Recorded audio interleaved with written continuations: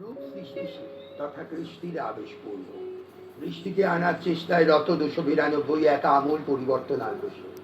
সকাল সন্ধ্যা কায়িক পরিশ্রম সব সৃষ্টি সুখের উল্লাসে বিলীন করে দিল। 3 বউ, রমা, বাণী, জবা আর কাজলির আবেশে 292 নেমে এলো পিতৃপুরুষের আশিস। তা ধারক হয়ে রইলেন লীলাবতী, রাঙা পাপা। আধুনিক কিন্তু ঐতিহ্যবাহী সাজসজ্জায় রত সবাই। ক্রমে দিন এলো ঘনিয়ে, শুভক্ষণে রূপের জীবনে তার মামার বাড়ি বাবার বাড়ি হলো এক মিলনে গাথা। রেজিস্ট্রি করে বিয়ে করে রূপ ও বৃষ্টি। জবার তত্ত্বাবধানে বাড়ি হয়ে উঠেছিল রাজকীয়। এসেছিল জবার ভাই, ভাইয়ের বউ আশিস দিদি। দিদা ভাইয়ের আশীর্বাদ নিয়ে বৃষ্টি স্নিগ্ধতার পরশে হলো পরিপূর্ণা।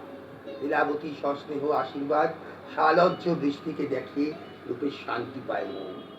রূপের সেজমাসির মেয়ে গার্গী, ওর জীবনে এক অঙ্গ, একুলে ও ওকুলের চাবিকাঠি। এক চরম প্রশান্তির শুভ কামনায় মুখার্জি পরিবারের বীজতন্ত্রের বাঁধনে বাঁধা পড়ে রূপ ও বৃষ্টি। এক নতুনের সাথে চেনাশোনা হয়ে ওঠে তাদের বৈবাহিক পারস্পরিক সম্পর্ক।